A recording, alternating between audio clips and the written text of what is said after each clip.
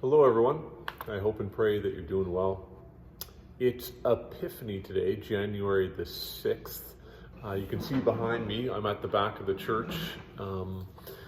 This is the quilt that Margaret Faber made a few years ago of the Epiphany scene, the wise men following the star to the Christ child. And that's what we celebrate on Epiphany. And when the Magi found Jesus, they fell down and they worshiped him. They offered gifts. They recognized Jesus as the King, right? Appointed not by people or family, but by God. And they had an epiphany, a sudden insight into the true nature of who Jesus is. And they realized they were in the presence of God. There's this word, liminal space, and I don't know if you've heard of it, but it's where the distance between heaven and earth, the space between heaven and earth, is very thin, right? The separation between the two is very narrow, and it's a fancy way of describing the space between what was and what's next. Liminal is kind of like a threshold, a place of transition. And maybe you know the feeling all too well of being in transition. And maybe you feel like you're stuck in that space, stuck in the in-between. Not where you've been, not necessarily where you're going, but just kind of somewhere. And maybe it feels a little bit like purgatory, uncomfortable, unsettling, unclear.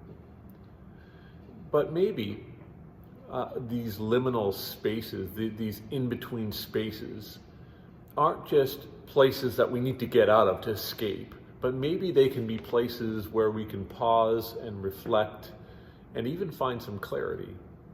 That these things aren't necessarily holding you back, it might be showing you a way forward.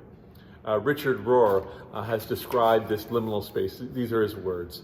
When you are between your old comfort zone and any possible new answer, the sacred space where the old world is able to fall apart and a bigger world is revealed, that's this liminal space. And Linnea Scobie writes in the Reformed Journal blog, and she's describing this liminal space, and she describes how throughout the Bible it comes up. She writes, it's Sarah and Abraham, every dragging year between the promise and the child. It's the Israelites at the foot of the mountain waiting for Moses' return. Leaving Eden, leaving Egypt. It's Isaac bound on the altar. It's Joseph barred by prison doors. It's Jonah crushed by whale ribs. It's Hagar in the wilderness, withering. It's empty stomachs, hands, nets. It's every year hobbling through the desert, every night water pummeling the ark. It's Mary and Martha at the grave of their brother. It's disciples hidden in a locked room. It's a stone in the mouth of the tomb. And then maybe for us, right? It's the layover. It's the stoplight. It's the waiting room. It's the era between tests. It's the sky, it's the dark womb of sky before the dawn. It's the interlude between the chorus and the verses. It's the inhale of the wave before it overtakes the shore. It's the time between blossom and berry, between the star's birth and visible light. It's a dial tone, and then ringing before there's an answer. It's standing at the knocked door, waiting for it to open. And so, friends in Christ, may you experience your own epiphany.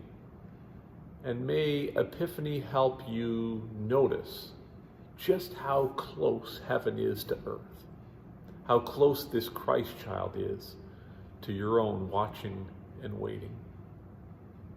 The peace of Christ be with you all.